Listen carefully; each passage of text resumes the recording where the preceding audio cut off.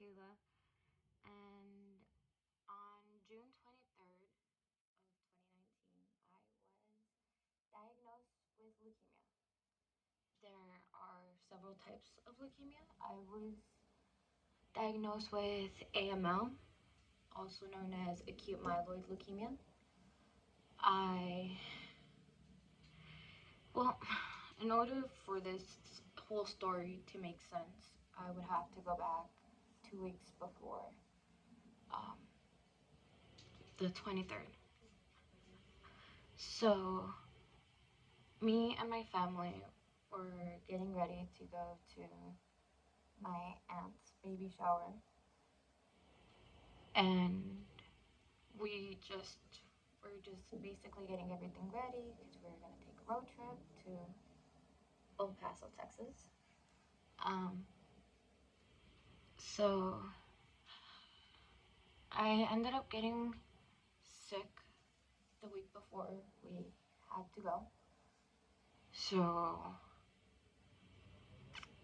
I went to the doctor and I was throwing up. I just couldn't keep anything down. I was just generally sick. Everything just was coming out.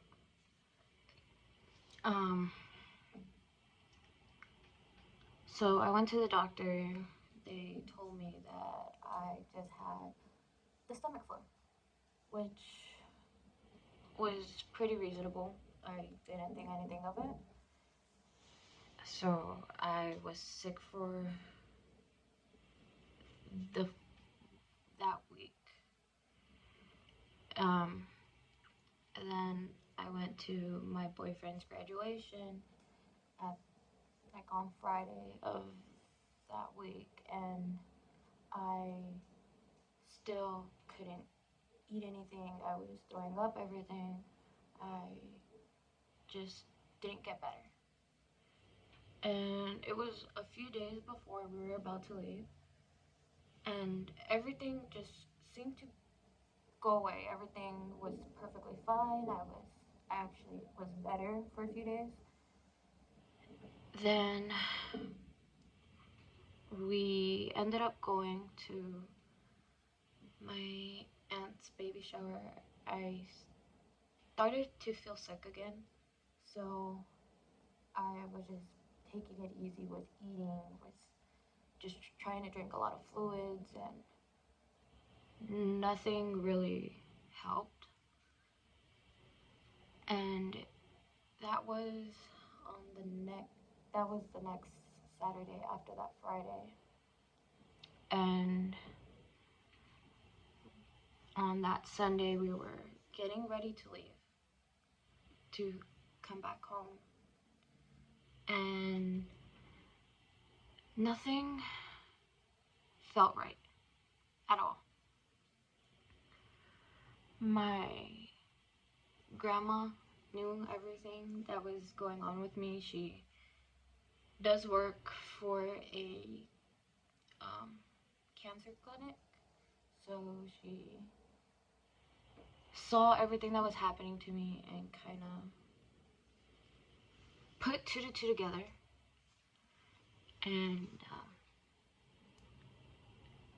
she was giving me just some ibuprofen and making sure like I was okay, and like nothing just seemed to help. And we stopped by my aunt's house before we were about to leave, and nothing,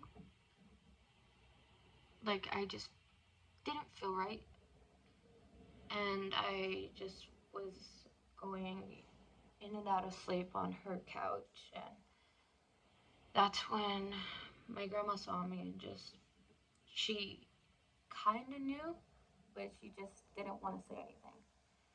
So she just told my mom to take me to the hospital whenever she can. And when it's an 8-hour drive back home. So I slept through the entire 8 hours. Not even my little sister, who's 4, can sleep that long. She was in and out of the sleep the first time we were heading over there. So my mom knew something was wrong when I slept the entire way over there. I did not wake up once to go to the restroom. I didn't wake up once to drink any water. So as soon as we got home, I told my mom I didn't feel good. And I ran into the restroom and I threw up.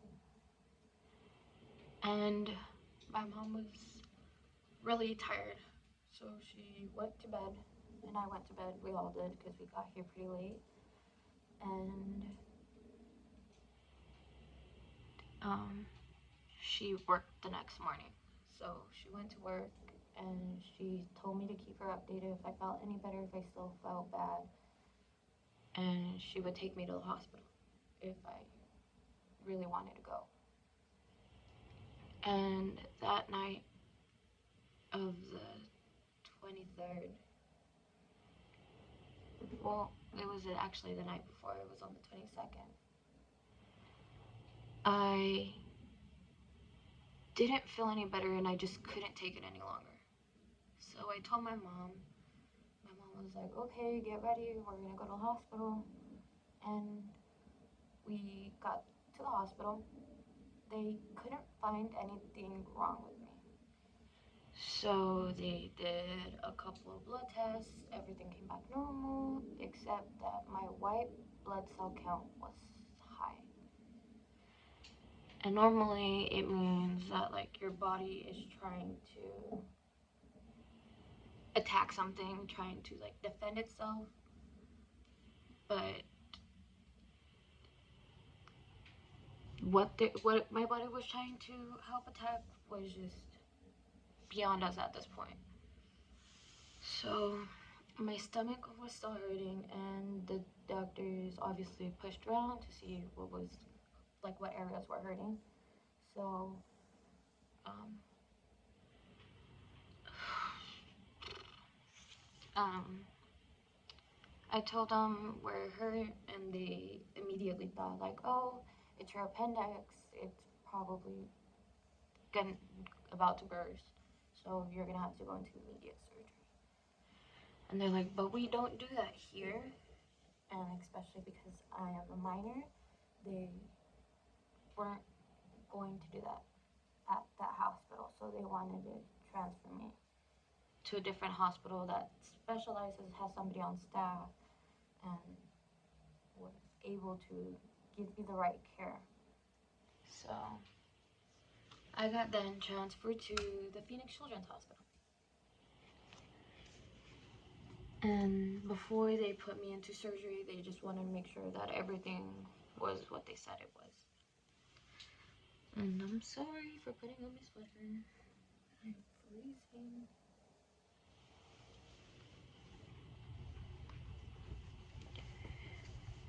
So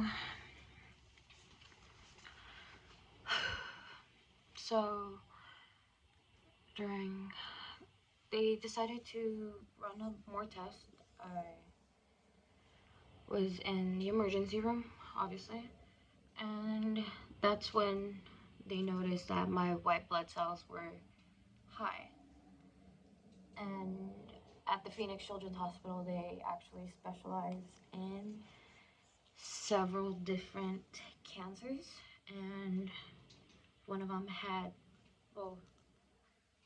is leukemia.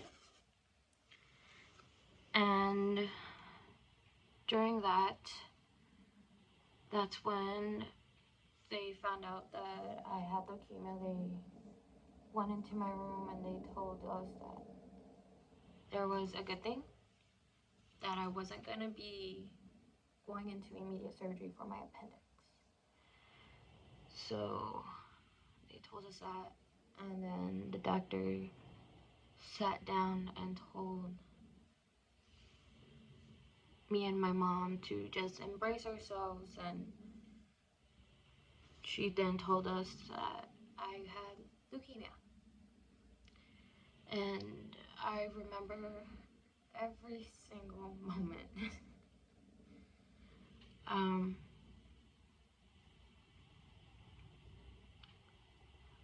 At first, I didn't know what leukemia was. I heard of it, just never really knew anything about it. And the first thing that I asked my mom was, am I going to die? And my mom just looked at me and she was like, no, you're not gonna die, because we're gonna stay here, we're gonna fight this.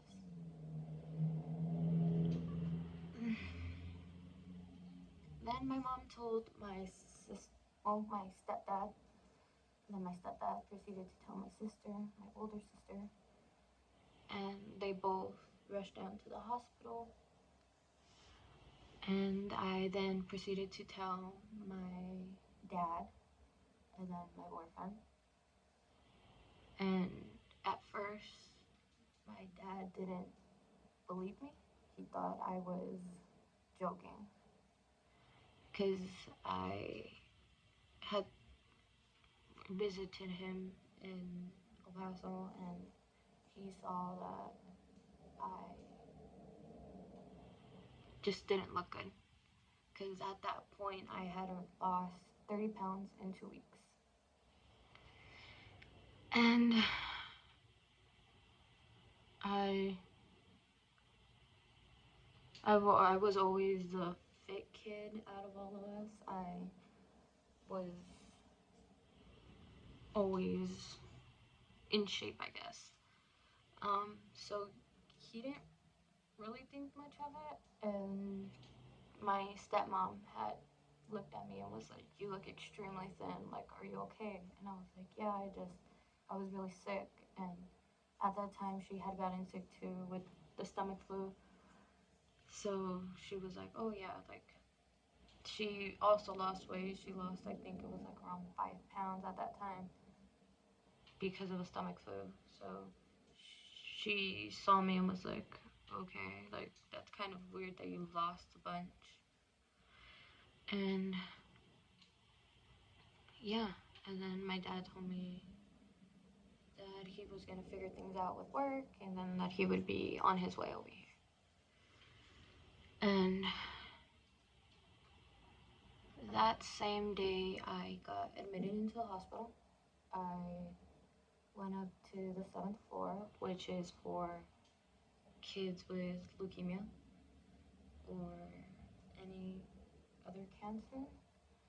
But mainly the side that I was on was for leukemia kids. And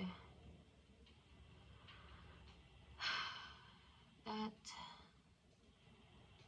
same day, I was on NPO, which is where you can't eat after a certain hour, you can't drink water for a certain after a certain hour, and then it's basically getting your body prepped for surgery. On the 24th of June, I went into surgery for something called a Broviac. A Broviac is a tube that goes into your main artery in the neck down to your heart. And it, mine has 2 lumens, which is basically, it's one entire tube that ends up splitting into 2 tubes at the end. And those tubes are for medicine, for drawing blood, and stuff like that. And I went in for that the next day, and by that time my dad and my stepmom had came over here and they were staying with me. And my mom was also staying with me at the hospital. And then we had to tell my younger sister what was going on because she was home alone with my other sister and my older sister's fiance. So she really didn't know what was going on. And my stepdad went and picked her up from the hospital while he dropped my older sister off. at the house, and so she went to the hospital, and she didn't know why she was there. And we sat her down in my hospital room, and we got the nurse to help us explain my condition to my sister. And I held her hand, and I just told her, like, we're gonna get through this, don't worry, I'll be home soon. I stayed in the hospital in total for 6 months. I had about 8 rounds of chemo. So far, I am still getting chemo once a month for other things that I'll explain in the second half of this video. The first round of chemo, I don't remember much. And that was because the first round of chemo was just to see how my body would react to it, to see if that was a perfect fit for me and my body. And it just turned out to be too harsh on my body. My body wasn't necessarily rejecting it in any way. It wasn't getting the job done for my leukemia. My leukemia was a little bit stubborn, but that's a whole different thing on its own. So what happened was that I was constantly sleeping, I wasn't eating, and anything when I did eat would just come right up, and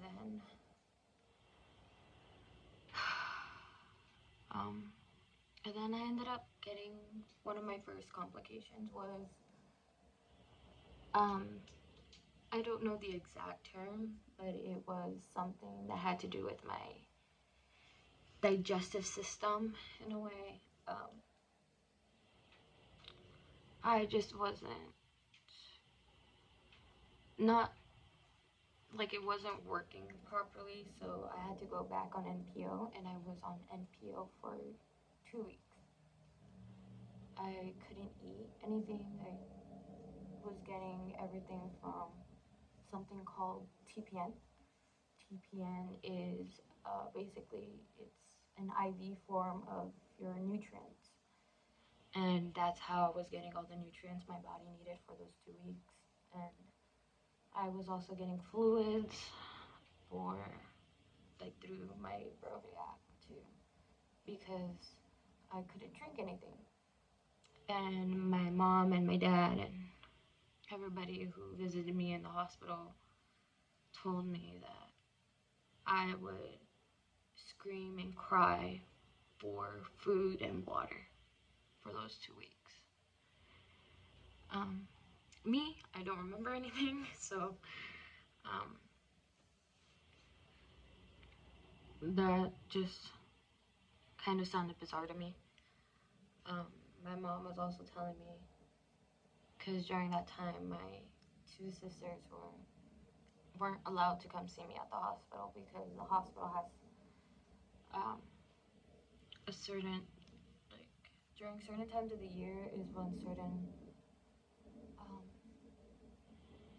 like airborne diseases are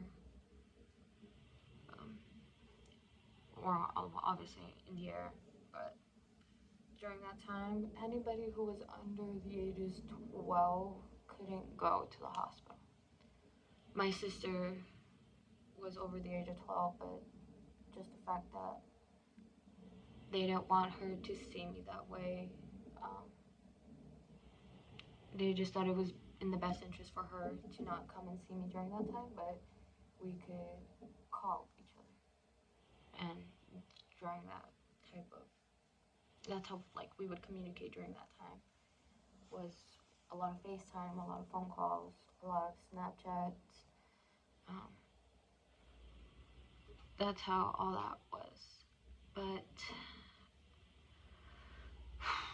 Um, During that, obviously the way chemo worked, or at least it did for me, it was for 5 days, and then it was 30 days without chemo.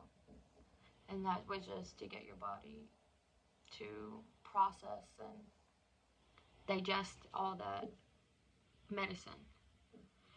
And um, during all that, my my body just wasn't really going through with it. Um, and after the 30 days, they do something called a bone marrow biopsy, and that's where they test how your, like, the severity, I don't know, like how bad it is, I guess. So that's what they did, and they saw that nothing really changed with the first chemo. They saw that my my cancer was still there. So I came up positive on my leukemia, on my bone marrow biopsy. So that was able to help them find my own concoction of chemo and something that would work for my body and would not be as harsh as that first one was. And during that first round of chemo, I lost a lot of hair. So I ended up going into a pixie cut. And I couldn't deal with any more hair loss. So I had my mom, my dad, my stepdad, my sister, and my boyfriend shave off my head one piece at a time. And I just completely just shaved my head. And I think that was probably one of the best decisions I've ever made, because it, when you're losing your hair, it gets everywhere. It would get into my food, it would get all over my bed, and it was just a mess, and it was also very itchy. And with that, um, first round of chemo, I also got um, the pigmentation of my skin started coming up. If you can tell, like, I have all sorts of like dark marks. I even had it right here at one point, but um, that's just one of the side effects. Also with like other things, like my nails are extremely like broken right here, and that's because of chemo. And your hands and feet start peeling, and it's really gross. You kind of look like a zombie. But yeah. Um, and then during the second round of chemo, I was more awake. I would eat a little bit more. I still wasn't quite there. Um, but I slowly started gaining the weight that I lost. And then I went for another bone marrow biopsy, and that one came back negative. All my cancer that they could detect was completely gone. And that's when we started getting into the talks of going home for a week. And I wasn't ready to go home because I didn't feel like my body was at the point where it could have been. I thought that my body was a little too weak at the time. I needed to work on myself. and I decided to turn down the opportunity to go home for that week. So we went into the next round of chemo. That was my third round. And at that third round, I just the reasoning for that third round is because you're supposed to, well, okay, so at that time we were talking about a bone marrow transplant. Because leukemia exists in the bone marrows of your body, and that's where, like, basically your entire immune system is in your bone marrow. That's where all your vaccines go through, all your, like, all the things that are able to help you fight diseases are within your bone marrow. And that's how your blood is able to just continue its cycle, basically. And that was what was infected, was my bone marrow. And with that, goes a whole thing of talking about a bone marrow biopsy, and, well, not a bone marrow biopsy, a bone marrow transplant. And we were gonna get that after I went home for a week. So we went to the third round of chemo, and that was just as, like, precautionary measures to make sure that while I was at the hospital working on those things of, like, eating and drinking and, like, getting my balance and my strength back and all that it wasn't gonna come back. So I went into my third round, everything went fine. Again, bone marrow biopsy came out negative. With that, I ended up getting the opportunity to go home, and I took it. I went home for a week, and then I went back after that week to the hospital, and that was to go and proceed with the bone marrow transplant.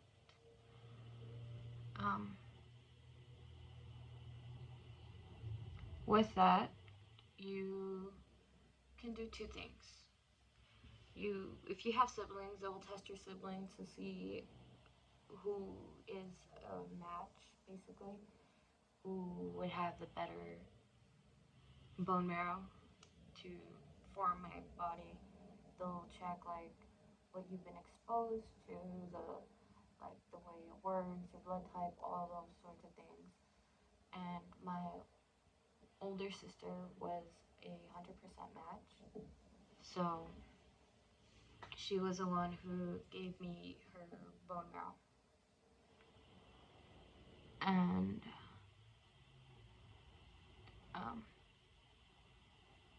I am extremely grateful for that. Without her, I wouldn't be where I am right now. So, without the love and support from my family and friends, I wouldn't be here. And I'm extremely thankful, and I'm happy that they just gave me a chance.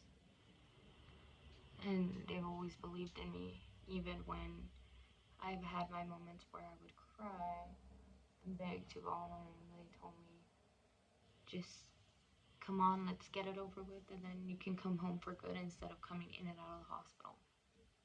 So for that, I thank everybody.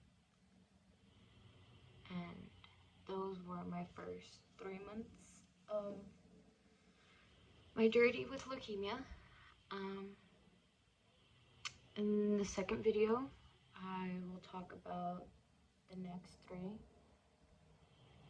And I want to say thank you for watching, and I hope you come with me on this journey that I'm still still dealing with and learn about it.